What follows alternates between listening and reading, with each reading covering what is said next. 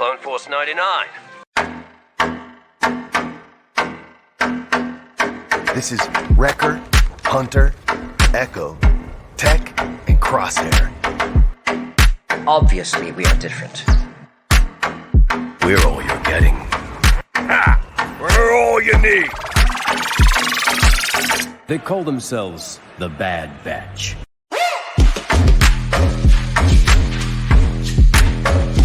Experimental Unit Clone Force 99. The defective clones with desirable mutations. This is one meeting I don't want to miss.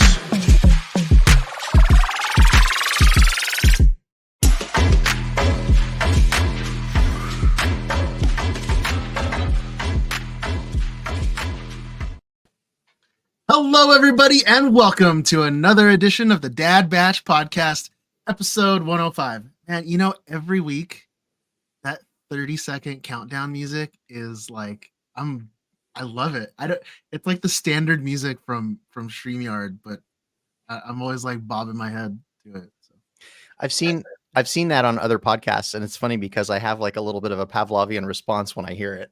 You're like, right? oh, I think, it's time to get ready. It's a little too serious for me. I get a little scarred. Yeah. Well, welcome to the YouTube live show. You did it. You made it. You're here. We want to see you again, so be sure to subscribe to our YouTube channel. Hit subscribe down below. Ring that bell to get notified when we go live and post new videos. Of course, feel free to use that super chat button at the very bottom.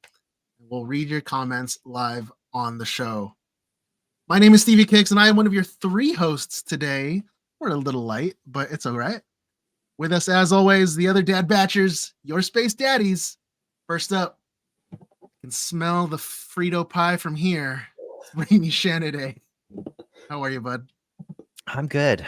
Back from being in Atlanta for a long time. I was gone for like 8 days.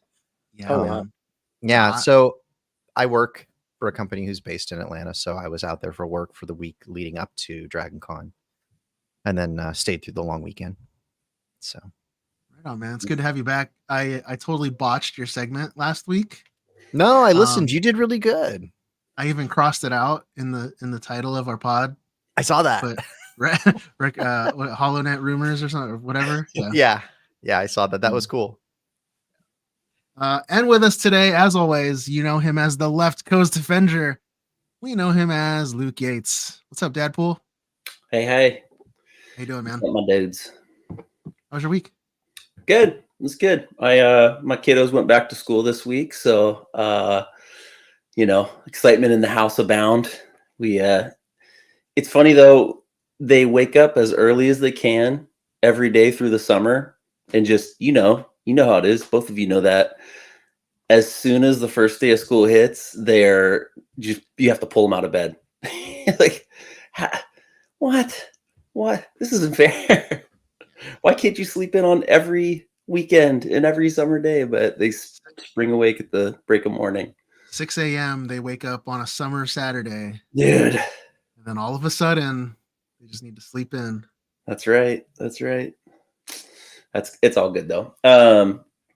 Yeah, so we've been having fun, just getting them ready for school. They've been super excited for it. So right on, dude. Yeah. How's everybody been doing? What you all been up to this week? Raimi, since you got back? Working since I got back. This week marks the beginning of our, like, we want everybody to come back into the office more often than like we've been working from home pretty much solid since COVID. Like, and we would go in selectively for meetings and things like that. And so this week there are new rules in place. So it's interesting. You know, I wonder, you and I were kind of discussing this briefly like over the summer, but it was like your company, my company. I know there's plenty of other Fortune 500 companies out there that were all like pro work from home. And now they're just like, not everyone's got to follow the culture and come back in the office. Yeah. And the timing of it is interesting too, because like I know somebody that works in the like military defense industry, and they got the email saying that they were going to come back to work almost like day and date the same time that I got mine, which is kind of sus, right? It's weird, Yeah. right? Yeah. We were joking that there's like some sort of secret cabal that Yes. like all the CEOs are just like, Roll this date out. Yeah, and they like stand around in a dark room with like torches and robes and stuff, like, and they make these decisions, and then we have to come back to work. Yeah. everybody will go back to work.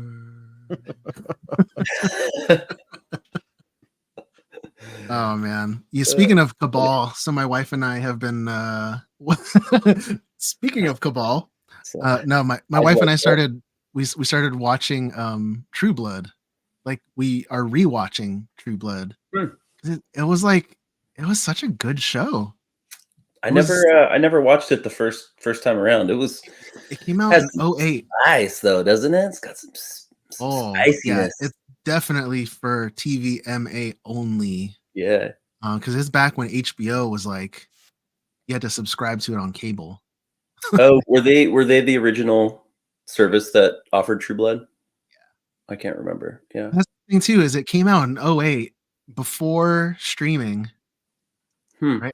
I guess like HBO could be considered kind of like the first subscription streaming service, right? Huh. Yeah. But yeah, it's now that I can watch it like straight through, the story is a lot more coherent. Maybe I'm more coherent. I don't know, but yeah, and that would have been dropped week to week back then too, I guess, because it was on cable technically still, right? yeah, we're trying to get into the we're trying to bring on the fall Halloween Yeah, vibes in the house, so like that. we're getting in the mood with a little True Blood. What's your go-to Halloween pick for maybe for you guys as a couple, and then what's your go-to Halloween pick for like you and the kids? Like, like Charlie Brown Halloween for maybe the kids, or like a funny Halloween movie, or like Nightmare Before Christmas, and then maybe you and the wife have something that's a little spooky. For the kids, it's definitely the Nightmare Before Christmas. Yeah. That's funny because my wife won't watch scary movies. But I would say that if we had to sit down and watch one together, it'd probably be like anything from the Conjuring series. Oh wow. Okay, yeah. With it follows the story of the Warrens. So the Warrens, it's funny because like if you think about it, like all the scary, quote unquote scary movies that came out, they all came out primarily in the 70s. That's like when the big boom started in Hollywood. Are you talking like what, like Halloween and stuff like that? Well, that's more like 80s, I think. Oh, okay, sure. But I mean, like Exorcist. Yes. Amityville horrors. Yeah. Those classics. Totally. And the funny thing is, like 90% of all of those horror movie stories that Hollywood did, they all originated from true mysteries that the Warrens worked on and solved. Really? But worked on in real life. Whoa. So like were they Ghostbusting, or were they just essentially they're the first Ghostbusters. OG Ghostbusters. Like the movie Chucky was based off of Annabelle, which was one of their cases. Oh my gosh. The Amityville Horrors was actually one of their most famous cases that they worked on that got like national coverage in the papers. Dude, you're gonna make me go wiki crazy after this now. Falling down the wiki rabbit hole. So like cool. What's that other one with the nun? Is that what it's called? The Nun? The Flying Nun? No, there's like a movie with like a scary looking nun. I know what you're saying. I don't remember the name. She's from the Warrens, the Warrens movies, the Conjuring movies. Also from. Is it like a possessed nun kind of story or something like that? I think the movies now are just like so fantastically fictional, or not, but if you're into like that real, like the real world spooky stuff, go look up the Warrens. That's cool. I think it's Ed and Lorraine Warren. That'll definitely get you in the mood. That's neat. I could read about spooky stuff, but I can't watch super spooky stuff, dude. Just not mine. Yeah, it's just not my thing. I don't like gore and being like too scarred. Well, see, yeah, and that's the thing. It's like the gore, Yeah. like you know, I can get into the, you know, the slashers and all that stuff. That there's a time and place for that. Yeah. But for me, the really scary stuff is like the mental, like the stuff Yeah. that messes with you mentally. Sure. So, Yeah. so when it's like based on a true story, that's where I'm like, oh, Yeah.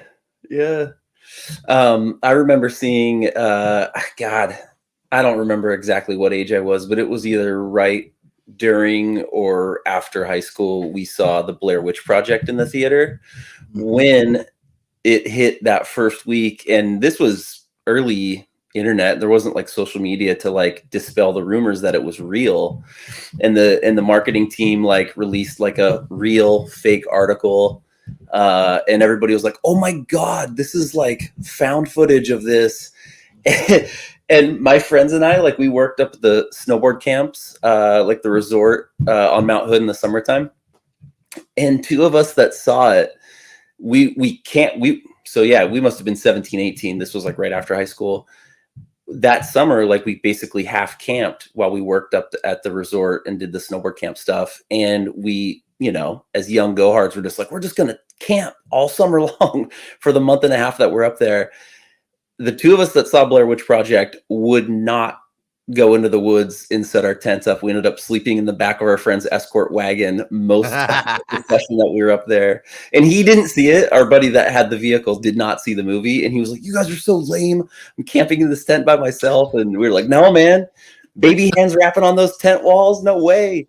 Yeah. And then one of you is in the corner, just like facing the corner, like, Oh my gosh. Yeah. That was a fun era, like when that movie hit. That was cool. What about you, Raimi? What's your go-to scary? I'm nothing with any kind of jump scare Yeah. at all. Like I can't do it. Like the violence and gore and whatever, like as long as it's not happening fast and surprising me, it doesn't get to me.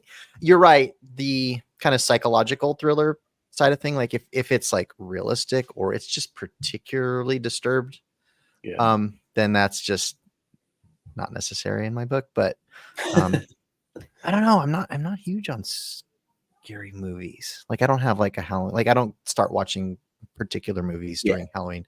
I mean, like the closest I get is like The Nightmare Before Christmas, and I'll watch that from like October 1st through the end of the year. Yeah. So yeah, I mean, even pre-kids, I'm watching the Charlie Brown Halloween special. yeah. Oh yeah, there we go. Oh yeah. The Great Garfield Pumpkin Halloween special, that ghost pirate, kind of scary. He's kind of scary, not gonna lie. The thing actually still is kind of spooky. My kids love that Garfield Halloween though. It's a good one. Oh my gosh, yeah. Yeah, the Great Pumpkin, Charlie Brown. It's the best. That's my answer. I'm going with that. Yeah. Yeah. Me too. Have you guys watched Get Out, Nope. the Jordan Peele movie? Isn't that a scary movie also? Yeah, that's like a psychological thriller. I know I need to see that one though. That is one good. that folks point to that are like, dude, you gotta watch that. I would say like any of the Jordan Peele movies, it's like a psychological thriller, but you can tell by the end of the movie it's like a ghost story type thing, like that you would tell around a campfire, you know, like Yeah. But I would think that I don't want to give away the movie, but it's I don't want to say sci-fi-ish, but it's very fantastic, like fantasy. Interesting. You had turned me on to Nope, which Okay. was good. Okay. Stevie was the one that mentioned Nope to me too, and I haven't watched it yet. But funny No, enough, it was Joe. Joe had mentioned Nope. really, Oh, okay. Okay, Yeah. I know we talked about it on the show, but yeah, it's good.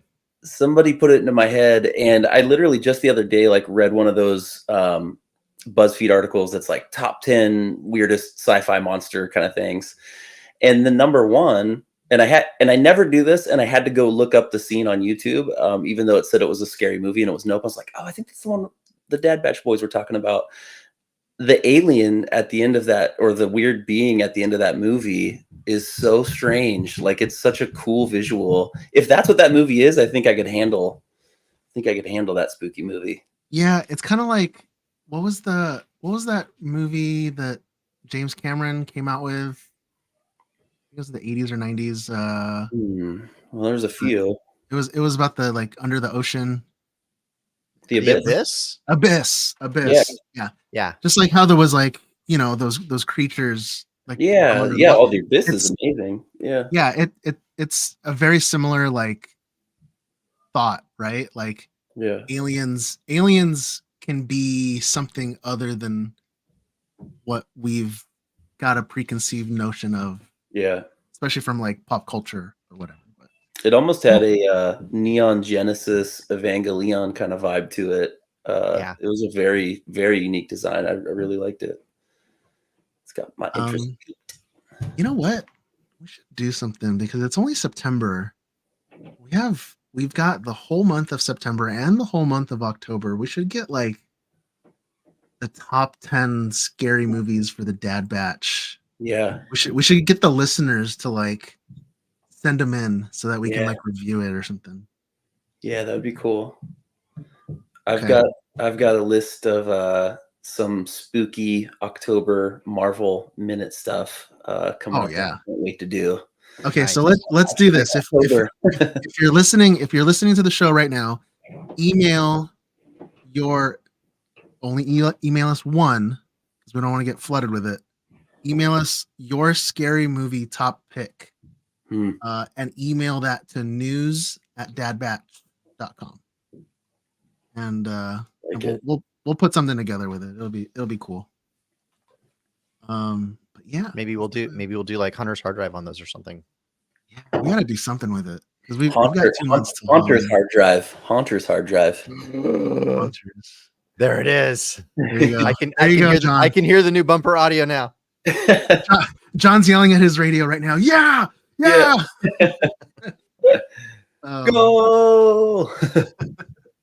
I guess we should also mention that John and Brian are not here this evening. They'll be back next week. They're hard at work doing something else, but yeah, they'll join us next week. Yeah, so just 3 of us tonight. Short episode, guys. But thank you again, everybody, for tuning in. If you'd like to show your support for the show, pick up an exclusive Space Daddy t-shirt and some Dad Batch stickers at thedadbatch.com. And now for the news. We're being hailed. This encryption's new. This might take a while. Okay, so we were talking about DragonCon earlier, and so speaking of DragonCon, while speaking at a panel at the con, Natasha Liu Bordizzo revealed that the second season of Ahsoka is scheduled to begin shooting in the summer of 2025, which is essentially immediately following the wrap of filming for The Mandalorian and Grogu. She specifically mentioned that that's what was going to have to wrap up first. I don't know if that's an indication that or confirmation that filming, and the cat is here meowing at me. I guess I have to pick her up. That we will be seeing, or that they're going to be filming that in California. I had heard.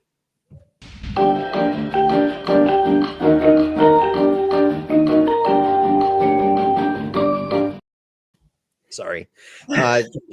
This cat gets like, I don't know, separation anxiety or whatever when I'm gone. And so like having been gone for a week plus, she's been a little all over me since I got back.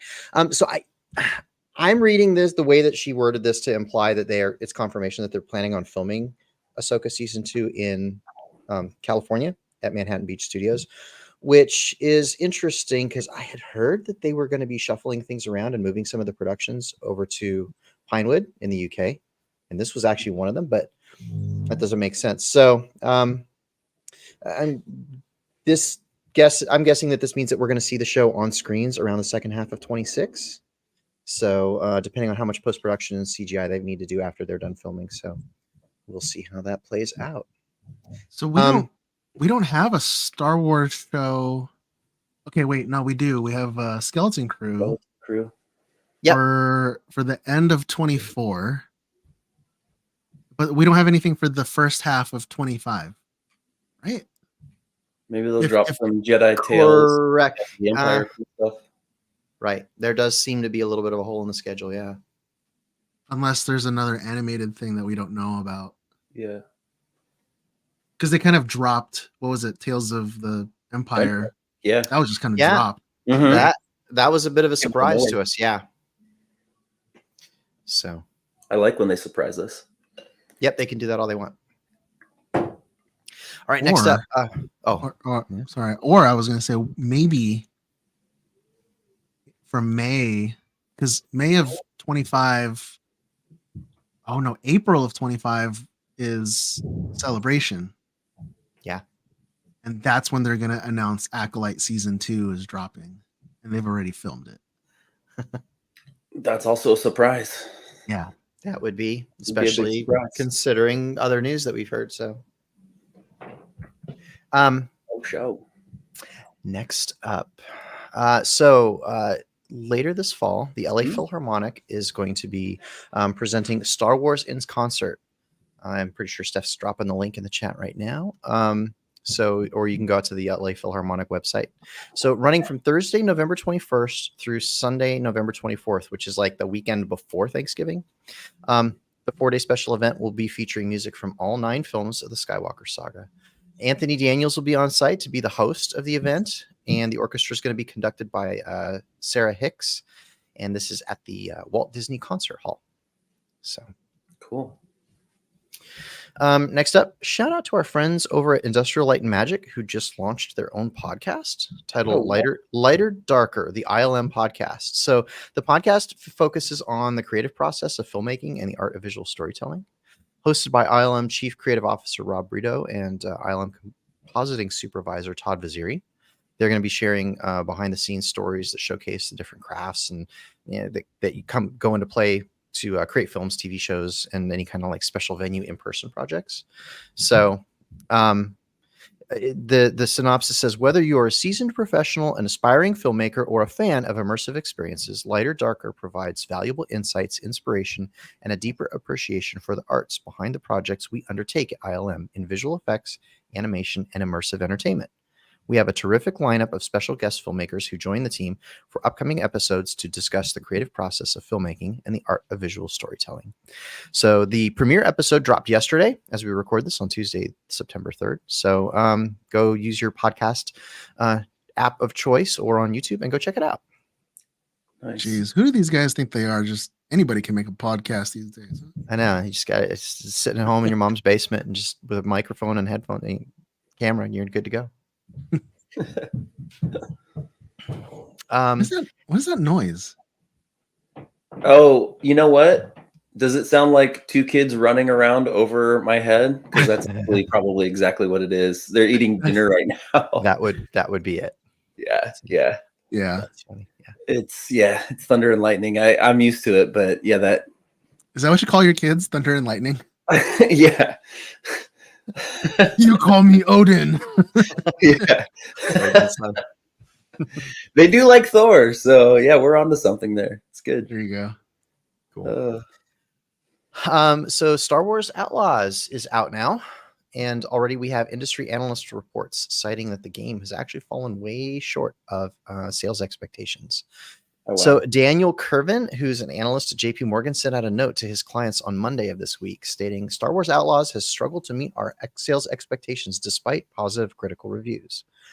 As a result of his statement in the newsletter that he sent out, the stock market actually reacted fairly quickly, shaving 5.8% off of Ubisoft's stock value on Monday alone, followed by another 5.1% drop on Tuesday. It did bounce back a little bit slightly on Wednesday, but it's still sitting 36.5% down from its year-to-date high, which was in mid-February. It's worth noting that Ubisoft's free-to-play game, X-Defiant, it's all run together, X-Defiant, one word, also came in under expectations, which when combined with Outlaw's lackluster performance serves as sort of the 1-2 punch to the company's stock price. So we're not expecting to see official game numbers from Ubisoft disclosed until sometime in October. So we'll keep an eye on it. And when I see that show up back in the news, I'll make sure we get it back into the update here. Um, I have a go comment ahead. on Yeah. Outlaws.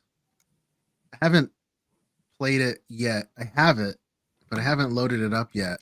Same. But I feel like they're getting it wrong with trying to rely on the critical reviews. From what I've seen and from what I've heard, it's a pretty solid game.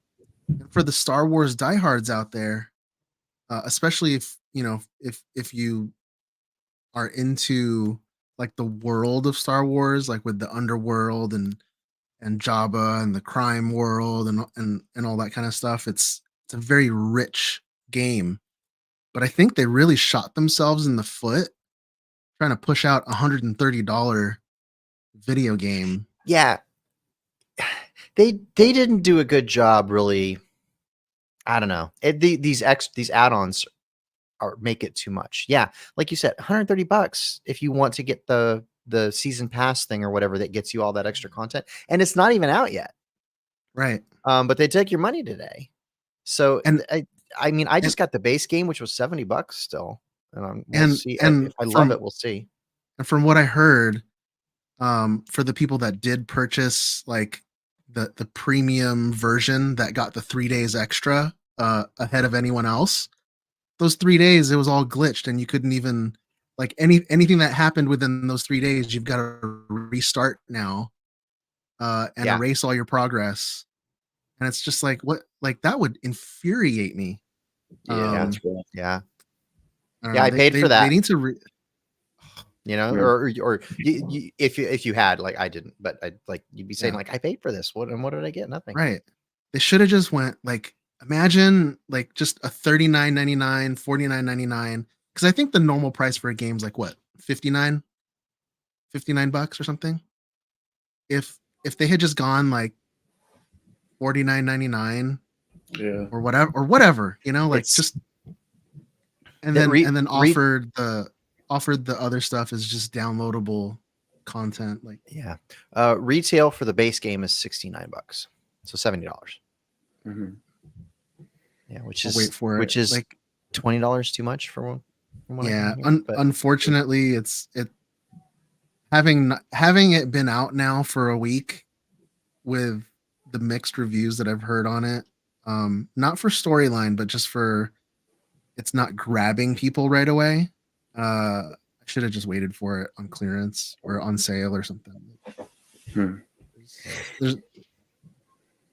It's a disappointing launch, but a great game. Yeah, it looks great. Looks fun. So continuing on with some additional Outlaws news. So Kay Vess, voice actress, Humberly Gonzalez, told reporters at Variety that she'd love to see the character come to life in live action. So she did an interview over there, and she started out by kind of citing some of this sounds very much like the canned game synopsis, but she does go on to kind of continue with a little more color around her character. So she says, it's a time where crime syndicates are thriving. The underbelly of Star Wars is rampant. So insert this new scoundrel story where she's a young girl that isn't a Jedi. She's not a Sith. She doesn't want to belong to anybody, not the rebels, not the Empire. She simply has a dream of getting rich and being free out there in the galaxy. She doesn't know what that means, but we get to explore with her through her rookie ways of becoming this incredible scoundrel, but not having the experience like the ones we've seen portrayed in Star Wars before, like Lando Calrissian and Han Solo. She's different because she doesn't have that experience. She's getting to explore the underworld with someone who doesn't know the dangers of it. Is very exciting. And then she goes on to talk about her hope that the Kay Vess would show up in live action. She says, I think it would be incredible to see Kay Vess in live action, because one thing that we don't see in animation is those micro expressions of a real human being on screen. And it'd be incredible for me to experience what it would be like to literally be in her costume, in her appearance, her likeness, in the landscape, to see her interact with real characters, the creatures. It would be a dream come true. I certainly would not say no to the opportunity. So there you go, 501st and Rebel Legion, make her that costume. Yep. Exactly. You heard it here first. It seems to me like, other than maybe her hair, it kind of looks like she's a good visual representation of the visual portrayal of the character.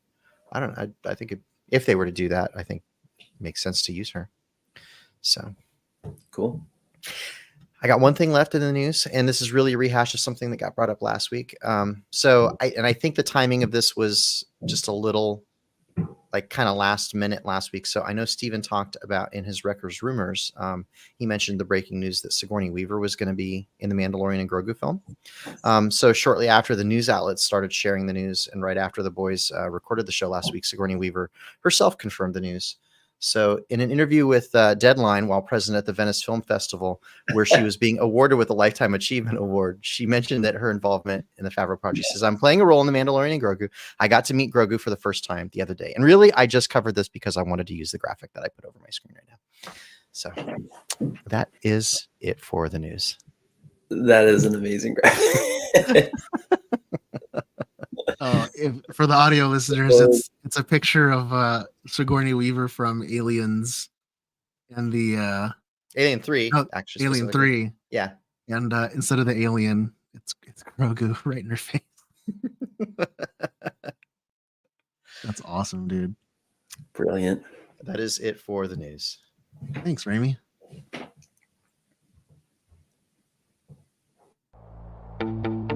This garbage is nothing like clone armor.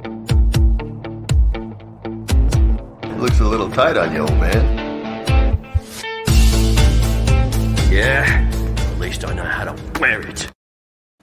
That's right, everybody. It's time for the weekly workbench. All right, gentlemen, who is working on what? Oh, we're going with me first. Okay. So I had a new Mando that I revealed at Mosh Isley last week. Unveiled. And kind of barely unveiled it because I think I was able to run around and be fairly innocuous the whole time. I don't know. I know several folks didn't realize that I was even there, let alone that was me. So I built this cost. I'm going to start with the soft goods and work my way towards the helmet because there's a lot going on inside that thing. But I started with the concept art for the unused concept art for the Star Wars 1313 video game, which this was the version of Boba that they were proposing for that game. So if you look at if you're watching the video, so it was very lightly armored. So he's got like a Django helmet on. He's got shoulder bells and knee armor, and that's it. Like there's no gauntlets, there's no chest armor, there's no nothing on his thighs or codpiece or anything. The belt rig is very much like Din Djarin's with the bandolier crossed, and his vest is sort of like this. It's almost, the vest is almost shaped like the upper two armor pieces, like the left and right armor on Boba, but without like the ab plates. So I built my flight suit and a vest kind of around that.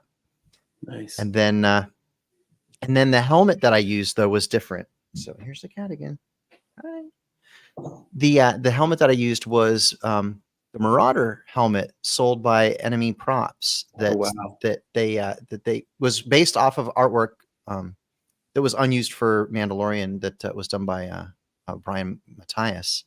So it's got that different kind of mouth and everything like that, and just no T-visor, so it's just a thin slit for the eyes, and then where the T part of the visor would come down, there's this intricate set of details in there. So, our buddy Marcus over at Enemy Props, Marcus Napuri, who worked on season 3 and 4 on the show, he sculpted this helmet out, and I was able to get one from him at Prop Swap.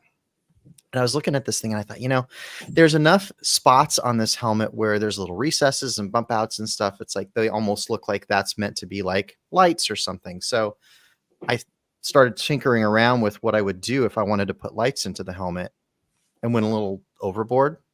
So basically everything that could be cut out, like any rectangle or like insert or indent, like in the vent, whatever, like that I could Dremel out, I did. And I put lenses either in or behind that. And then with the mouth, I kept looking at the mouth and the rangefinder. Well, so the rangefinder that comes with it is, it's this thing. Which camera am I on? Sorry. So this is, it's fine. It magnets on and looks cool. It's got kind of the Paz Vizsla style rangefinder a little bit, but it's a solid chunk of resin. So Yeah. I couldn't exactly put lights into this thing. And then the mouth that was on it, which was just part of the helmet, I thought, okay, well, if I cut this thing off and then I can like measure it and and so I went into Fusion and modeled this thing. So I modeled these two parts. Yeah. So I could print essentially the mouth, a replacement piece for the mouth, and a replacement rangefinder in clear resin, and then only paint off parts of it so that I could leave the rest of it clear. And of course, they're hollow, and I can work things through the inside. So, what I ended up with once it was all said and done is this helmet. So, as you can see, it's like, so this is the Marauder helmet. Looks pretty much like it would if I had taken the cast and just painted it black with the Lumiluster details and everything. And that's this is all Lumilustered around the eyes, the mohawk and everything. But you can see like I've covered, or I've cut out, and there's lenses in places. So give me a second here. Where's the battery? So I backed the mouth and the forehead and the ears and the rangefinder and the back and the vent. There's 143 LEDs, individually addressable LEDs inside the helmet. Oh my gosh. It runs off of its own dedicated Arduino that I can program it with different sequences and everything. So you can see it as I sit here and talk, it'll change through the different sequences. I want the original rangefinder was magnetically attached, and I wanted to keep that, but I needed to be able to run signal through there. So I made the rangefinder. I reworked it so that it uses a MagSafe connector, which is like what you'd use on your Mac or some of the phones and stuff like that. And it literally just magnets on, and the magnets of the MagSafe hold that in place. And it's got power and data that runs through that. So, and it maintains the signal and the sequencing. Even if I take it off, it just picks up right where it left off. So we're getting into purple here. So one more, the next jump will go into like the little rainbow swirl. So it'll all start. So you're an underachiever, Amy. Yeah. Sheesh.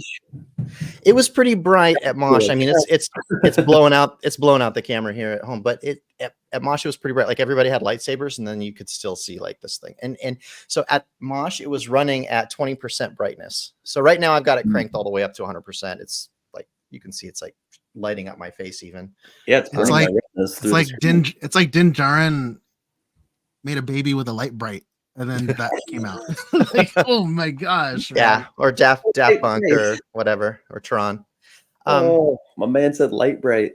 The version that I had at Mosh, there was a bigger Arduino that was in a hip pocket, and since I got home, I actually got something working that I had been trying to get working prior to the con, and so now everything, it's completely self-contained. Like the Arduino, the battery, all of it's inside, and you can see I've blacked out the LEDs from the inside with black tape, just because it would have been the 4th of July inside there. So yeah, dude, that is so cool. That is so creative. That's wild. Yeah. So I would love to see like a cool dark alleyway kind of photo shoot with that, where you get the illuminated light and you're just getting this light bouncing off of your surroundings. That'd be really cool. Yeah, it was pretty lit. Prior to the event starting, it was super dark in the venue for Mosh. And then once everything got going, it was full of lightsabers and stuff. So it wasn't really the best environment for taking photographs. And I've seen photographs show up, and it's just like black with like a bunch of a blob of light. And that's about as good as it photographed. Yeah. I did some work with textures and stuff. Here's the shoulder bell, and I did my little Super 77 spray glue trick to get the rough texture on that, and then kept this masked off and did the chrome and go treatment on that. And same thing, kind of the knee has a mixture of textures. So there's the rough stuff, but on the side it's kind of just flat matte paint, and then the chrome details and stuff. So I carried those details through onto the soft goods. So there's different textures between the canvas that the flight suit's made out of. And then I used some leather or pleather on the shoulders of the vest. And I carried that down the sleeves and the legs. And so just kind of did a little bit of a study around different textures, but all trying to keep it sort of as monochromatic as I could. It really is just ranging, just, it's like Lego Batman. It's Yeah. black and sometimes very, very dark gray, and that's it. That's so cool. No, I love the tonal effect. It gives you depth in photos and on screen and stuff. It does, and then it really it just makes that much more contrast with the lights, because that's where all the color is. There's no color anywhere on the suit except for the lights. Is nothing but color. It's so cool. Did you do the Illumiluster, or did you take it to Chrome and Go? I did it. Nice. I did it. If I don't have to do anything too big, like obviously I took the Rocketeer pack to Chrome and Go because John's got the big gun and the giant compressor that's like the size of my car and everything. So if anything's big needs to get done, we go over there. But I was able to do this a little bit just with my airbrush rig at home. Cool. Dude, I swear I thought you were gonna like bust out because you were like you were being very coy with this whole costume. Yeah, you guys didn't even see it. Yeah, you didn't even see it until wash night, I think. I swear you were gonna like pull out the Rocketeer because you were working on your Rocketeer. Yeah. And I was like, oh, okay, he's gonna do a Rocketeer Mando. And no, it's been done, so I didn't want to do that. There's somebody out there that's done a Rocketeer Mando. Yeah. So then you pulled that out, and I was like, what the heck? Yeah. Did you sew your jumpsuit and vest and stuff? Did you do all that work too, or I did. Yeah. So that's cool. I kind of just I used the jumpsuit sort of as a rough outline for the vest so that I knew the vest would fit it. Mhm. And then when I do my flight suits, I cheat. I go onto Amazon and for $30 each, I buy 2 red cap coveralls in whatever color I want. Yep. And I take one and I keep it mostly whole. I very carefully remove the sleeves so that they can be put back on intact. And I yank off the collar, take off all the pockets. But that becomes the base of the final flight suit. And then I use the other one because there's 2 identical flight suits. So the fabric is a perfect match. Yeah. I just cut the other one up into bits and pieces and I use that fabric as to make the second layer for the sleeves and the pockets and the collar and any extra details I need to add on to it. So for $60, dude, that's a great hack. You basically get a flight suit that's mostly made and you just have to do the extra details. So it's a bit of a cheat, but it comes out like my Din, both of my Mandos, I've done them all. My X-Wing, my TIE Pilot, like all of my flight suits, I've done this exact same way. That is great. And you can get them in orange and blue and green and gray and black, all the colors you'd think. That's an excellent tip. So then for something like Din that has the stitch detail on it, like on the elbows, you just go and do that after you've got your pattern built up. Yeah, I do. Like I take the sleeves off of both and take this, rip the seam out of the underside of so that you can open it up and lay it flat. And I can do the same thing with the legs without, I don't have to take it completely off. I just like open up that inseam. Yeah. And you can just go and do all that top stitching with it like that. That's amazing. I need to get a sewing machine. I got it. Yeah, you do. Just start talking about sewing. The one I use is the $200 Walmart Singer heavy duty machine. Yeah. And it's like, that's it. I also like, how like in like Han Solo's pants and like some of the jackets and stuff, like they've got like the strip, like the quilted strip down the side of the sleeves or down the side of the pants or whatever. I did that on the flight suit too. So I used the same pleather that was in the shoulders and I made a quilted strip that went down each sleeve. So, which I'd never seen done on a Mando flight suit before, but it came out. Yeah, cool. That is cool. Jeez, man. It's head to toe. I need to see more photos of the whole suit so I can study. Yeah, I got to get some good photos of in like daylight of the thing because everything inside of Mosh is just black on black, so you can't really see any detail. Yeah. I know Ryloth Photos got some good photos of it, but he's obviously busy kind of processing everything that he shot at Dragon Con, so they'll turn up in the next day or so, I'm sure. Are we going to get a Dragon Con follow-up report, or should I ask questions about Dragon Con now, or are we going to save that?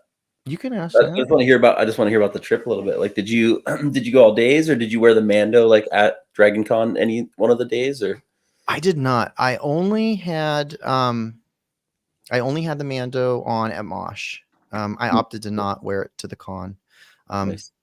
We were only at Dragon Con for probably a grand total of 2 hours, and that was it. Oh, okay. And like after that, so Dragon Con's just a big party in the lobby of the hotel. Like, I think you need a badge, and we had badges. I couldn't tell you where nobody ever asked to see it. Yeah. That's what I was asking last week. I was That's like, right. yeah. Yeah. Nobody ever asked to see it. If I know there's panels somewhere. I don't know where they are. There's no signs that tell you where to go to get to them. There's no map to tell you where to find anything. There's to find the badge pickup that we kind of found the right hotel, and they're like, oh yeah, there's some tape on the ground outside to follow the yellow line and you'll find them. And like, so there was like a cardboard sign that somebody had handwritten with not even a Sharpie, just like a ballpoint pen that says badges this way, and like yellow line with tape on the floor. And we followed that, and yeah, there was the tickets. But like, it's funny, like for as many people as go there, like it's very oddly organized and sort of just organic. Like it feels like there's like two dudes that just run the whole thing, and like that's the production value that goes into it, and yet it's so many people. Yeah. so you're saying we can pull off a con? Gosh.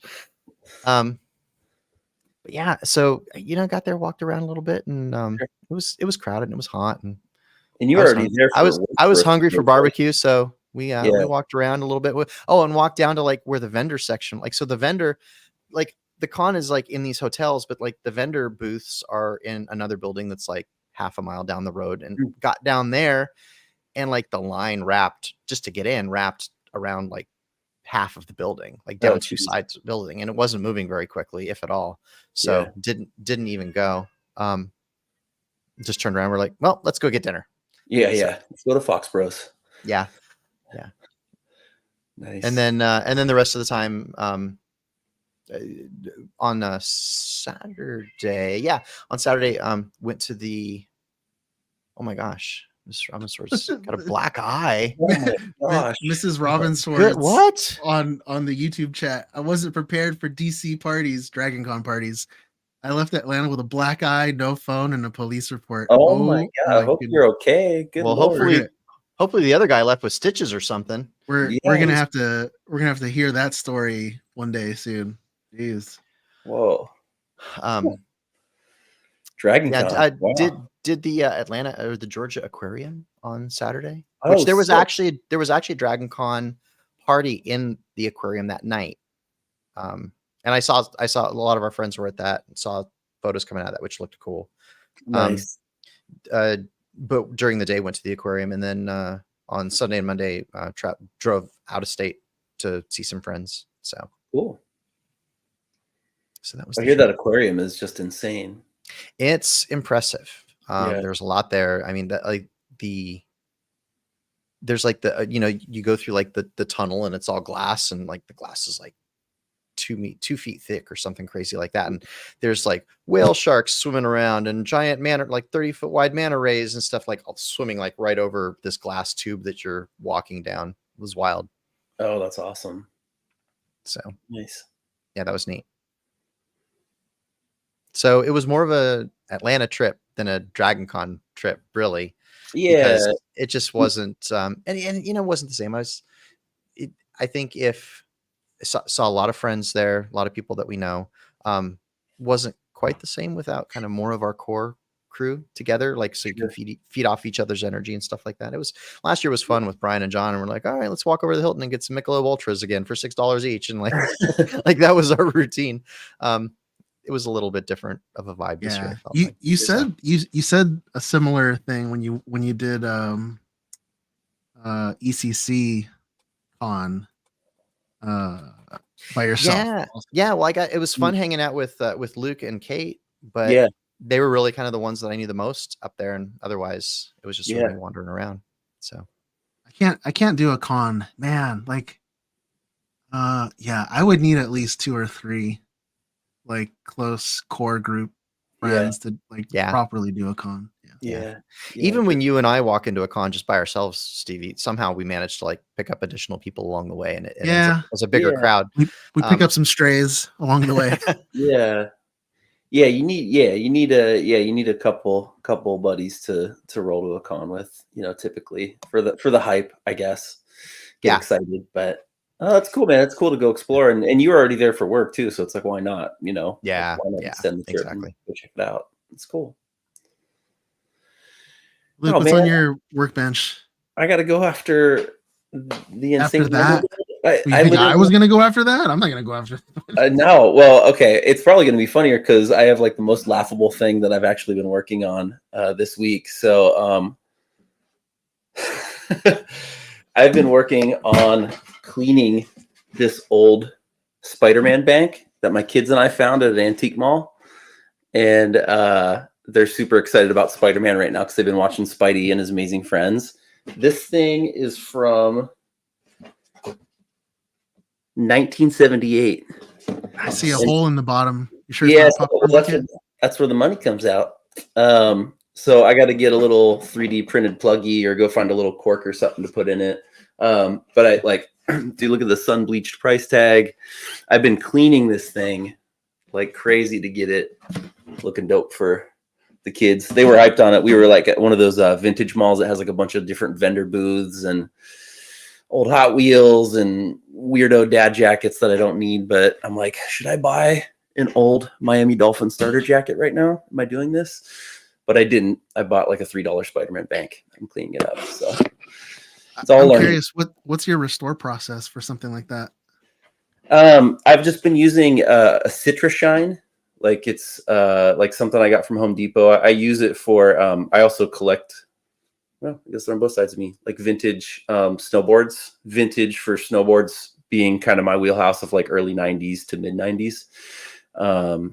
So I use the similar product for cleaning the top sheets of those if I find them out in the wild.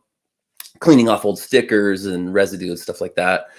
And the Spidey wasn't like terribly beat up, but he had like, you know, crayon marker marks, just all kinds of like little just dirt and grime. He was kind of old. So yeah, it's been kind of fun. That is one thing we're working on. So recently I upgraded my lightsaber to the guys here in Portland, Oregon, down the road from me, Legion Sabers. So I got a NeoPixel blade finally for Vader, and you can't really see it on my camera, but I've been slightly weathering it and like kind of sanding it and adding a little like black wash into it, and just like little just nicks and stuff that I've seen from some screen caps of you know, Vader Saber. I'd turn it on. It's actually dead right now. But I'll have to show that thing off. It's pretty insane bright. So yeah, kind of like doing some neat little detail work on this bad boy. And just Nice. I like kind a of New Hope? yeah, I mean I do like Rogue One Vader, but I mean, you know, they're so similar. Like I don't really have any like great reference photos of his saber from Rogue One, so I've been kind of going off of like just A New Hope, and I'm sure they're close enough, and I don't really like sweat that too hard. So yeah, doing that. And then my son I think finalized his Halloween costume. It's changed a couple times. My youngest for sure knows what he's going to be. He's 3, almost 4, and he's going to be a little chickie for Halloween. So we're just rolling chickie costume. But my oldest, we've been playing. So I have like an old Nintendo Classic, just a little like reissue Nintendo, Mega Man 2. He got really into Mega Man 2. And so he wants to be one of the Mega Man 2 bad guys, Quick Man. Oh, so boy. we've been pulling some Mega Man like helmet files, and I'm going to start doing some test prints for his size head. I'm going to print like a Mega Man helmet and then modify it with like the little Quick Man boomerang off the front of it. You know, find like a file for his gauntlet. He's got kind of like a little like laser gauntlet thing. And they look similar to Mega Man, so we're just going to modify those. But yeah, kind of getting excited. And it's also super funny and cute and adorable that he's really into Mega Man 2.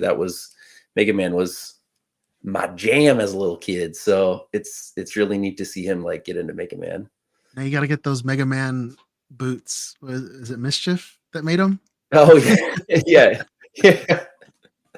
Go trick or treating in the Mega Man boots, dude. Yeah. I know. I could probably find a pair in my size, but I don't know if they made them in kid sizes. Have to print them a pair of boots. That's it. What about you, Stevie? What are you working on? So as far as Workbench, it's literally like home improvement stuff going on. I'm still in the process. Yeah. I'm still in the process of building the new studio. Yeah. I'm in the demo phase right now, so Nice. things are just coming off the wall. I Yeah. mean, it's like a lot of people say demo's their favorite part. For me, it's like, no, my favorite part's like putting stuff up, right? Yeah, totally. You gotta get through it. I have something that came in the mail that I want to do like a proper unboxing for in the new studio, but I'm just so hyped up about it, and I figured Ramey's here, he'd appreciate it. So I got this from Magnoli Props. Oh, baby. And if you don't know who Magnoli Props is, they are a prop costume company. They make high-end replicas, usually leather work. I know they did a very screen accurate Leia Bouche costume. Oh yeah, I believe they did my. I had a Dark Knight Joker shirt. I think they were like the first ones to get that fabric and replicate it. I believe that's where my shirt came from. Like they don't just make like great costumes, but they make great props as well. And it's extremely screen accurate.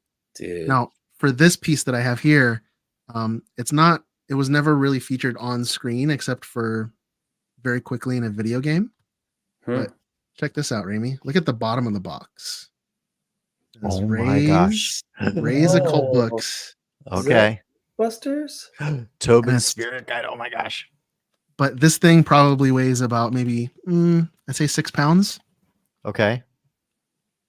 And it is the real, like, in-world Tobin's Spirit Guide, leather bound, from Ray's Occult Books. Does like every single page have something on it? It's got Ray's business card. Nice. It's got a leather, like a leather medallion. That's dude. Wow. That's from the most recent video game. That leather piece. The whole thing is aged and distressed, and it smells like an old bookstore. Which, I mean, like think about an old library. How that smells. Mm-hmm. That's exactly how this smells. I don't know how they did it. It doesn't smell like new leather. It smells like your library. It smells like that library that you walked into like in first grade. Yeah. And you're like, oh god, this place stinks. But it's like opening up like a old comic long box and just getting that smell. And to answer your question, Ramey, yes. Every single page. This is a true Tobin's Spirit Guide. Every single page has every paranormal entity in history. Like, how did they source all that text? This was compiled by I want to say 83 people, including myself, as a contributor on the RPF. And on the RPF forums, the replica prop forums, we've basically we just submitted anything paranormal. So obviously it's got all the monsters and ghosts from the Ghostbusters lore, but it's also got real world paranormal ghosts in here. It's got the Jersey Devil. Wow. Mothman. If you're from the Philippines, it has their version of Dracula called the Aswang. Nice. It's got Chinese. But it would. The real book would have had all that because it has to incorporate all the different cultural aspects of the different stories and everything. And I'll go into it in further detail with the when I do the proper unboxing video, review video. But yeah, it separates like chapter 1 is spirits of Egypt and the Dark Continent. Chapter 2 is the Middle East. Chapter 3 is the Orient. Chapter 4 is the British Isles, etc., etc. So this was from a Ghostbusters game. I might have missed that. Yeah. So Spirits Unleashed was the most recent game. Mm-hmm. Oh, got it. Okay. This was in there. Nice. Nice. But yeah, it's such a beautiful leather bound book. The print date on it, the copyright date on it is 1929. Wow. So cool. Like it's amazing. and I paid way too much for it, but it was a very limited run. Pretty much only the people who followed the build on it for the last 3 years got to actually, purchase it. I think there's still some copies available on their website. I love it so much. It's very cool. Raimi, you know your Indiana Jones, Dr. Jones diary? Yes. It's like that. It's like that. Yeah. Yeah. That's right. It's in world. You pick it up as soon as before I even opened the box, just looking at the box and seeing the Raise a Cult on it. And it was like, flourish. I was having an experience. Yeah. I haven't had that kind of an experience with a prop in a very long time. So these guys knocked it out of the park. I highly recommend it. If you're a fan of Ghostbusters, this is one of those pieces that it's like when it's in your collection, it's a grail piece. Collection. Yeah, for sure. Are you going to display it on a bookshelf in the new space potentially, or is that going to be something you keep kind of packaged up? Wait till the kids are older and make sure they don't. That's a good question. I might just hide it in plain sight with other books in the house. Yeah. Yeah. Nice. Yeah. That way my kids find it one day and careful. I like that. So they do have on magnoliaclothiers.com. They do still have it listed. It's $275. With no charm relic and unaged. So if you age it, it's another $20. And if you we don't need to quote prices on here, Amy. Paper trail. Magnolia also has a lot of the components of the suit too. If you wanted to do a full Ghostbusters suit, they've got a category called paranormal. It's all Ghostbusters stuff, flights. They got the flight suit, the belt, the boots, Egon's glasses. They've even got the parka from Frozen Empire. Have you guys ever done Ghostbusters costumes? Oh yeah. Yeah. Oh yeah. Nice. Yeah. I don't know if I knew that. We both have full proton packs and the full suit. Oh damn. Everything. Strap. That's cool. We have not worn those to anything, Steven. I know you had yours before, but we haven't gone as Ghostbusters to anything together since I got mine done. There's something coming up next month that would be more than appropriate for us to wear. How can we not? Yeah. Now that you're it'd be October. It's already ghost season. How are we gonna get those there? What do you mean? How are we gonna get them there? We're gonna have to talk about. We're gonna have to talk about that offline. You're talking. Okay, got it. Well, there's two things next month. One of which is much more local than the other. No, I'm talking about the real deal. The real deal, Holyfield. Real deal. Well, dude, I don't know how we get him there. Yeah, that's what I just said. Anyway, Magnolia Clothiers. It's not a sponsor or anything. I'm just a huge fan of it. I'll do a full unboxing with a maker's choice on it. But like I said, get it now before they sell out. There's a few pre-orders left. And if you go to the RPF,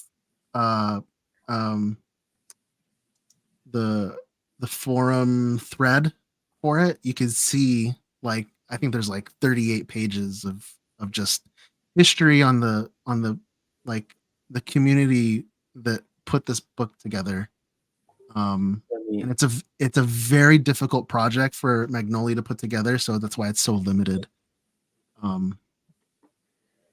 The RPF was the first or second costuming prop forum I found when I started kind of exploring that stuff. Yeah. I love the RPF. It's an amazing resource. Yeah, absolutely incredible.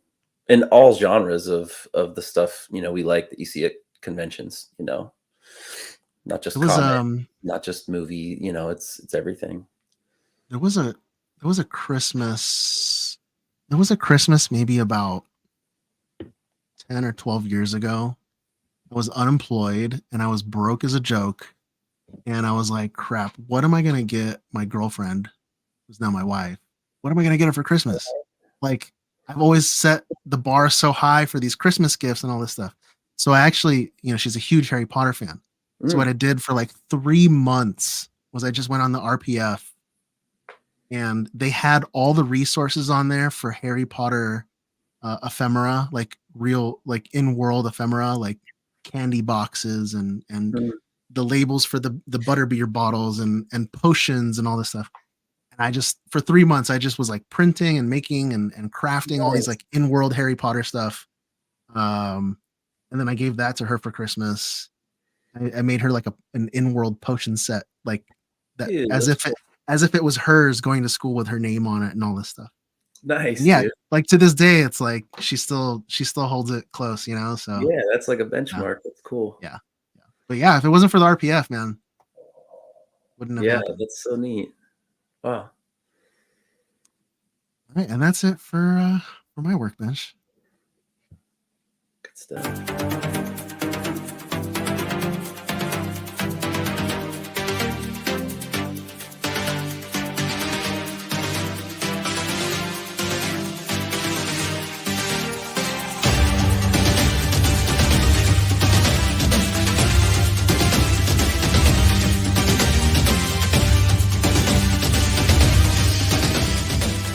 Oh, I'm touching myself tonight.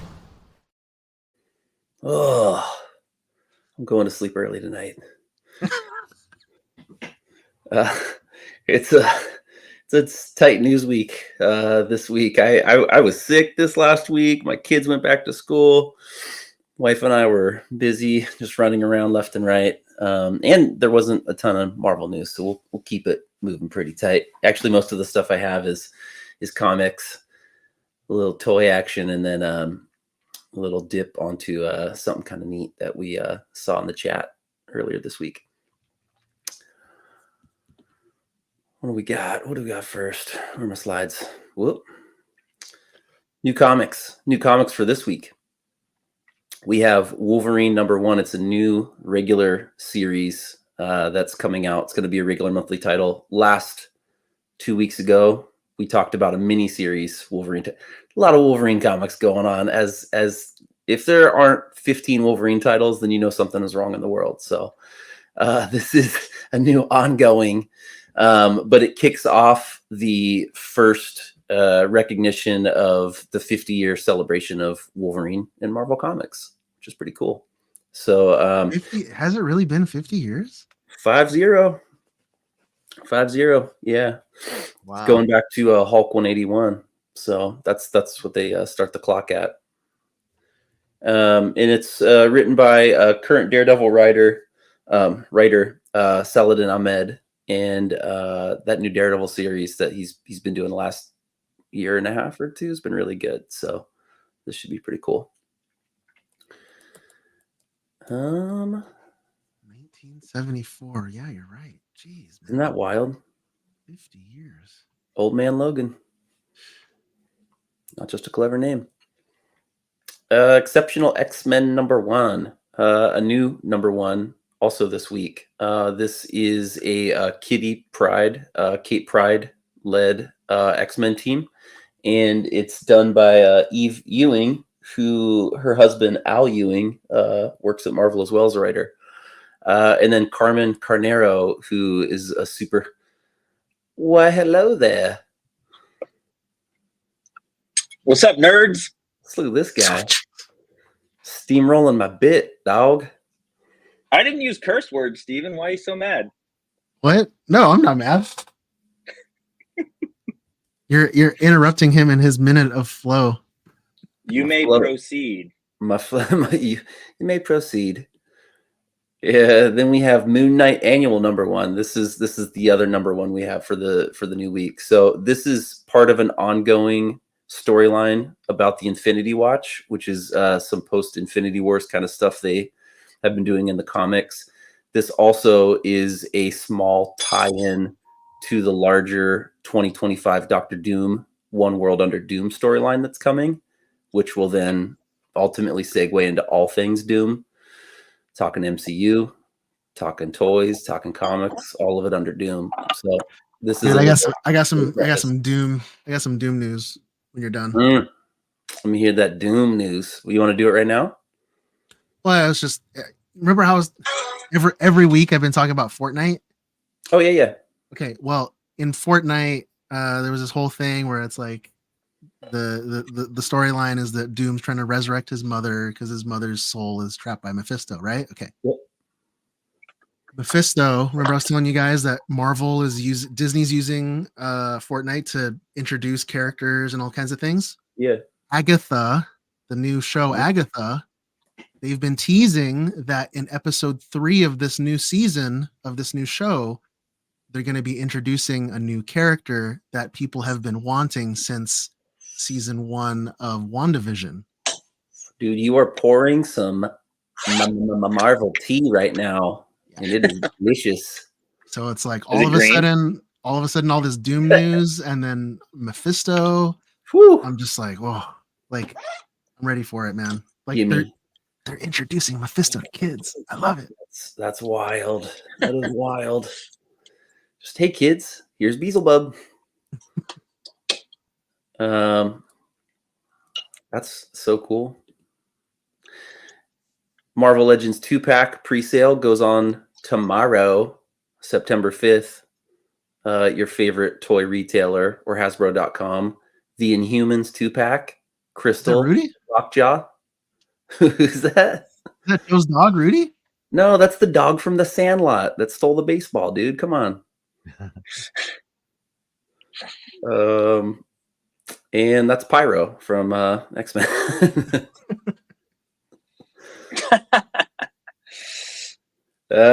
So a little 2-pack pre-sale goes on tomorrow. It's kind of a neat little exclusive. I'm telling you, the news this week was light. That cold I had was fierce. Is the dog that big compared to the other figure, or is the dog? Yeah. So the dog. Yeah, it's a huge dog. Okay. It is scaled to the figures. Lockjaw is a dog that teleports the Inhumans from the moon where they live around the Marvel universe, and he's got that cool tuning fork stuck in the middle of his head, so he can vibe with his big boss dog. God dang, what's his name? The main Inhuman guy, Black Bolt. I'm sorry. Tuning fork is an interesting Yeah. thing to put on a forehead, but It's a good. We just got to duct tape a tuning fork to Rudy's forehead, and we got it. Yeah. pretty much. Dude, Pretty much. we're going as the Inhumans for the next con. I'm down. So some cool dog toys. And then we have the Marvel Studios and the Hollywood Bowl teamed up and brought in the symphony from the LA area for the Infinity Saga Symphony, which looked and sounded beautiful from all the video that we saw, primarily coming from Steven into our DMs, sliding right in and making me cry as I watched the final battle between Thanos and all of the Marvel heroes showing up to save Cap's butt. It's crazy that scene can straight up still get them eyes glassy, baby. It is so. It hits every time.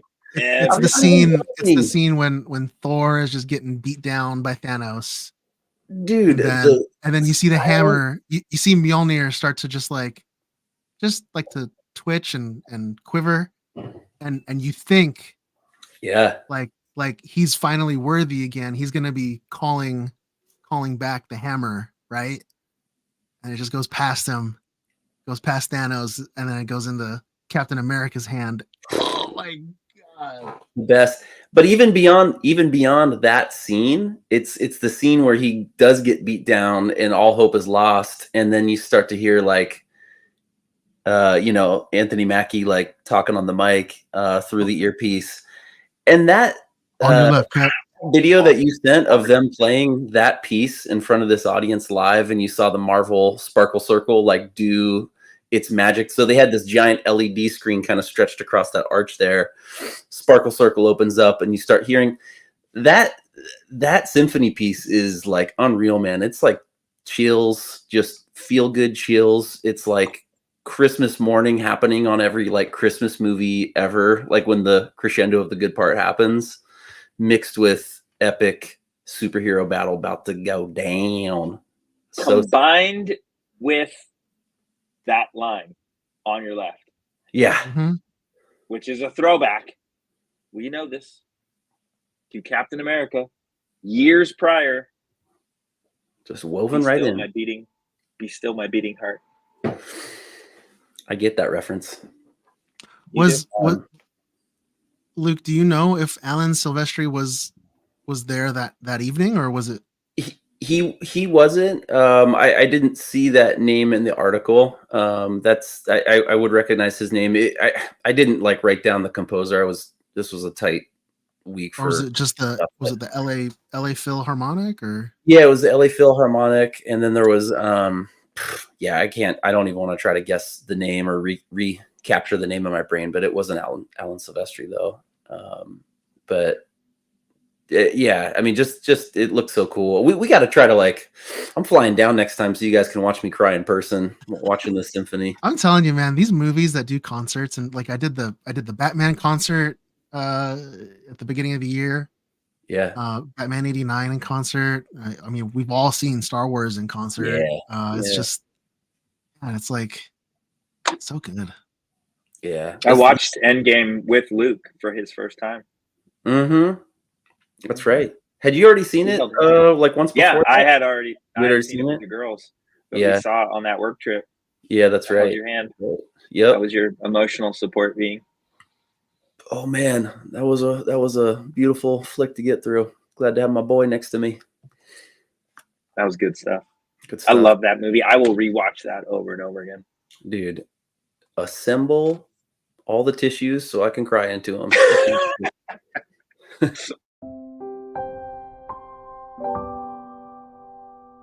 I want to clean my gun and be alone with my thoughts. And I don't need to talk about anything else.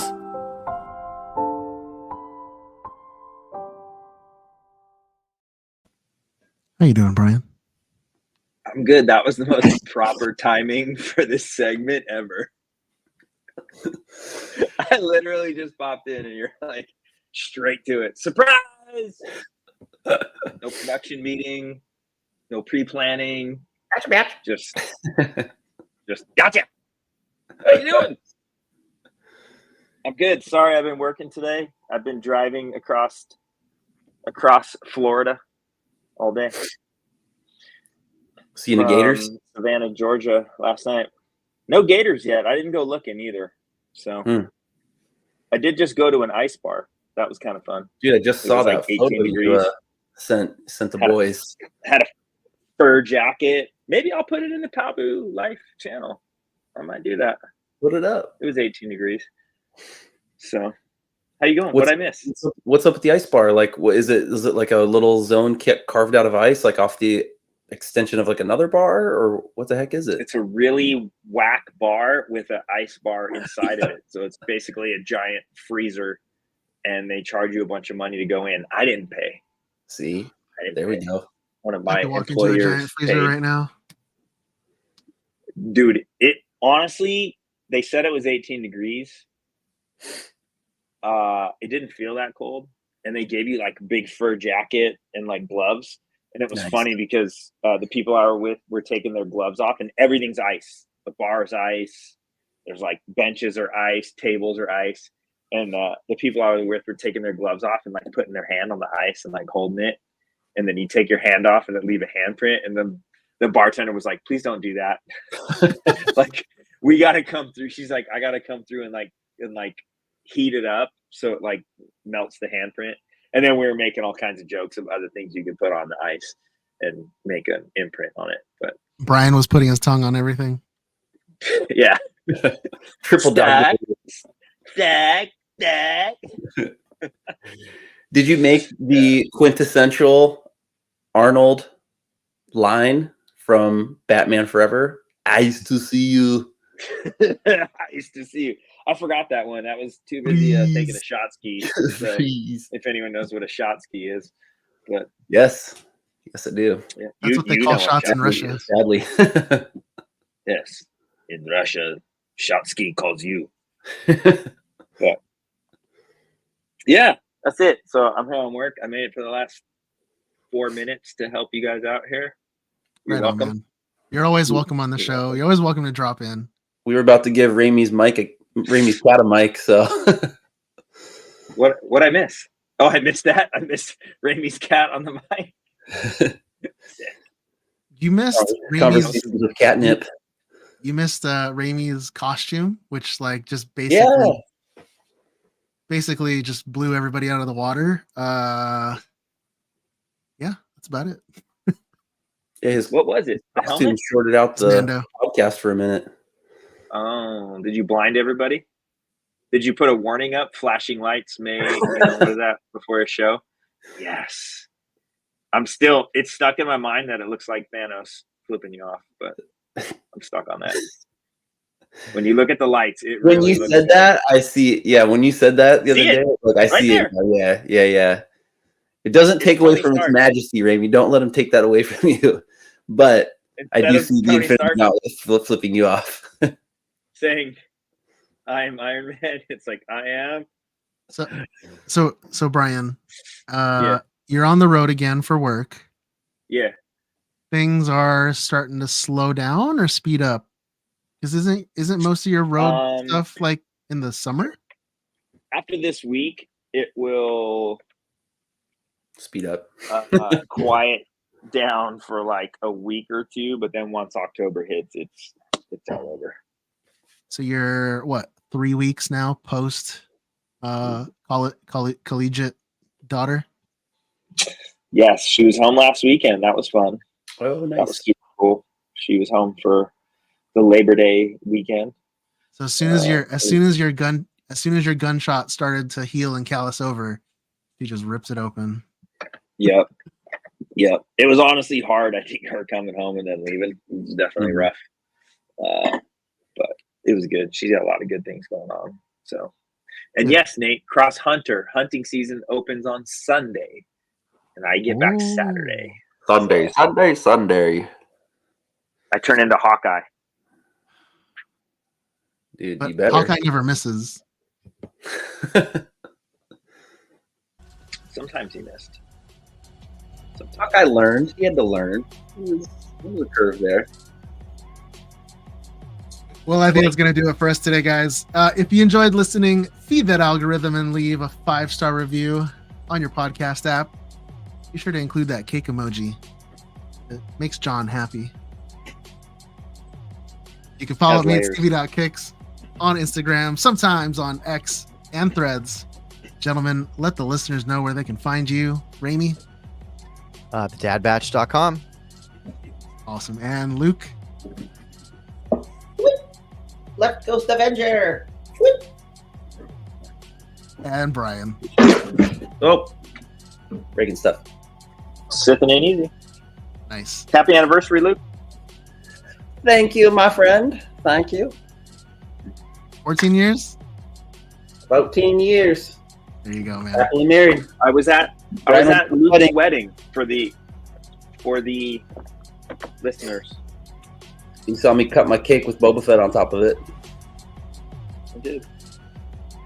Whoa, Thank you again, everybody, for listening to episode 105 of the Dad Batch podcast. Be sure to tune in next week for episode 106. And until next time, enjoy your spice responsibly.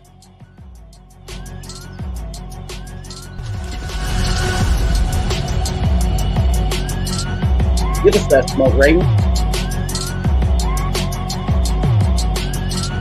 Thanos just flipping the bird.